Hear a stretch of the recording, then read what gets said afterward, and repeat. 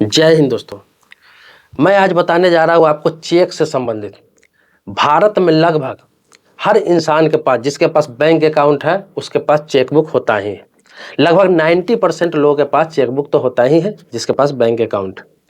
और चेकबुक का क्या महत्व है, चेकबुक से क्या आपके साथ धोखा हो सकता है, धोखाधड़ी हो सकता है, आप पर केस हो सकता है, जुर्माना हो सकता है, आप जेल जा सकते हैं, ये सारी जानकारी आपको देने जा रहा हूँ बहुत कम समय में। पूरे वीडियो में आप बने रहेंगे। ये बहुत ही महत्वपूर्ण सूचना है। अगर आप पूरा वीडियो नहीं देखते हैं तो भविष्य में आप हो, आपके परिवार का लोग हो, आपके दोस्त है, आपके गांव समाज का कोई लोग, किसी के साथ इस तरह का हादसा हो सकता है।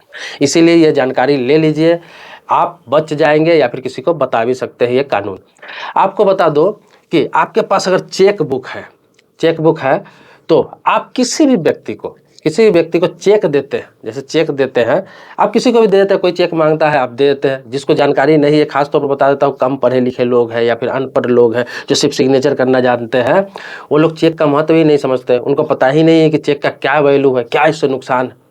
होता क्या है कि आप किसी को भी चेक दे देते हैं, ब्लैंक चेक जिस पर सिग्नेचर करके, पैसा भर के या किसी प्रकार से आप उसको दे दिए। अब होगा क्या कि वो व्यक्ति कभी भी भविष्य में अगर ब्लैंक हो तो कितना भी पैसा अगर भर लिया उसमें, तो फिर वो आपको किसी भी हालात में पैसा देना होगा।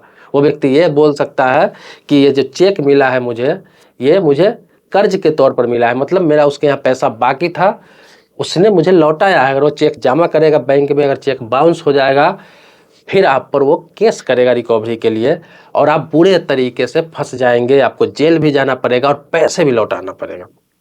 अभी हाल ही में कर्नाटक हाई कोर्ट ने एक आदेश दिया है, इसीलिए मैं ये वीडियो बना रहा हूँ कि कर्नाटक हाई कोर्ट ने अभी पिछले दिनों हाल ही में एक आदेश जारी किया है, जिसमें कहा गया है कि आप किसी को भी चेक देते हैं और वो चेक जमा करता है, बाउंस हो जाता है, चाहे आप किसी प्रकार से दिए हो, चाहे वो छल कपट करके लिया हो आपसे, आपने धोखे से दिया हो, या फिर प्रेम पूर्वक ऐसे ही दिया हो, या फिर किसी काम के लिए दिया हो, और वो व्यक्ति चेक बाउंस हो जाता है, कोर्ट चला जाता है, तो आपको बता दूं कि एनआई एक्ट के सेक्शन 139 के तहत ये माना जाएगा कि आपके यहाँ उस व्यक्ति का पैसा बकाया था, या फिर कर्ज बकाया था, या फिर किसी प्रकार का उसका लेनदारी था आपके पास। आपने उस पैसा को चुकाने के एवज में आपने उसे चेक दिया है, और आपको किसी भी हालात में वो पैसा वापस करना ही होगा या फिर आपको जेल जाना ही होगा।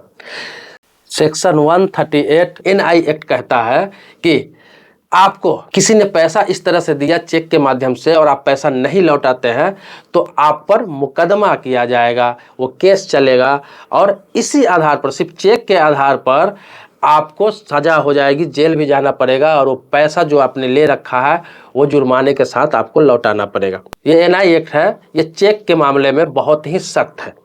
आपको बता दो कि आप किसी से चेक लेते हैं या देते हैं, काफ़ी सावधानी से इसमें हर चीज़ लेन देन करें।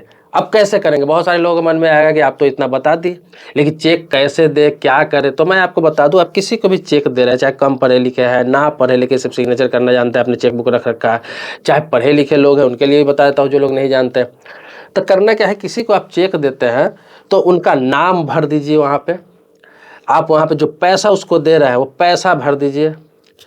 तीसरा क्या है कि उसके बाद सिग्नेचर करिए और बैंक अकाउंट पेबल कर दीजिए, कोने पे क्रॉस करके, इतना चीज़ कर दीजिए, तब उसको चेक दीजिए।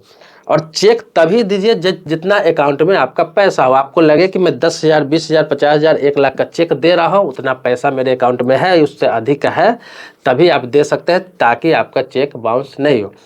दूसरा ये हुआ कि ऐसे कोई भी व्यक्ति, चाहे आपके यहाँ लेनदारी हो या फिर आपसे कर्ज मांग रहा है, भले ही वो आपसे कर्ज मांग रहा है, आपने उसे अगर ब्लैंक चेक दे दिया, सिर्फ सिग्नेचर करके दे दिया, खाली छोड़ के दे दिया, आपने उसका नाम भी भर दिया, पैसा नहीं भरा, हो सकता है वो व्यक्ति कुछ भी भर के चेक बाउंस करा ले, बाद में ये कह सकता है कि मैंने उससे कर्ज नहीं लिया है, मैंने उससे उधार नहीं लिया है, बल्कि उसके यहाँ बाकी था, तो उसने मुझे चेक के रूप में ये चेक दिया है। बाउंस भी करा लेगा, आप पर केस भी कर देगा, आपसे पैसा भी आपको नहीं देगा कभी, आपसे जब मनमुटाव होगा, कोई बात होगा तो इस चीज़ को आप समझ लीजिए। तभी आप चेक दे, जितना का लेनदारी है, किसी से लेन देन कर रहे हैं, किसी को दे रहे हैं, उतना पैसा भर के सिग्नेचर करके तभी उसको चेक दे। अन्यथा ऐसे कोई चेक मांगे तो चेक बुक कभी किसी को नहीं दे। दूसरा क्या है कि चेक बुक पर सिग्नेचर करके कभी नहीं रखे। आपके घर में चेक बुक होगा, चेक होगा आपके पास, तो उस पर सिग्नेचर करके कभी भी किसी हालात में नहीं रखे। कभी भी आपको लगे कि मेरा चेक इसमें से कम हो गया है, चेक खो गया है, कुछ भी हो गया हुआ है, तो जितनी जल्दी हो सके अपने बैंक के ब्रांच में जाए और वहाँ पे कंप्लेन करें, आप एप्लीकेशन दे दें। वहाँ पे क्या होता है कि आपको चेक बुक का जो सीरीज होता है उसको लॉक कर दिया जाता है, ताकि वो चेक बुक कभी कोई जमा करे या फिर कोई वहाँ पे क्लियर कराने के लिए आए तो उस पर ऑब्जेक्शन हो और उसके खिलाफ कार्रवाई हो। तो कभी भी चोरी हो जाए, खो जाए, तो जाकर आप कंप्लेन जितना जल्दी हो सके आप अपने बैंक के ब्रांच में जाकर कर दें। मुझे लगता है कि आप इस चीज़ को समझ गए होंगे। चेक बुक यूज करते हैं या फिर चेक यूज नहीं करते, भविष्य में अगर आप करेंगे तो इस तरह की सावधानी आप बरतेंगे। मेरे चैनल पर नए हैं, पहली बार आए हैं, तो चैनल को सब्सक्राइब कीजिए। अगर आप मेरे पुराने सब्सक्राइबर हैं तो इसके लिए कोटि कोटि धन्यवाद देता हूँ। मिलते हैं नेक्स्ट वीडियो में एक नए मुद्दे के साथ, तब तक के लिए शुक्रिया, धन्यवाद। जय हिंद दोस्तों।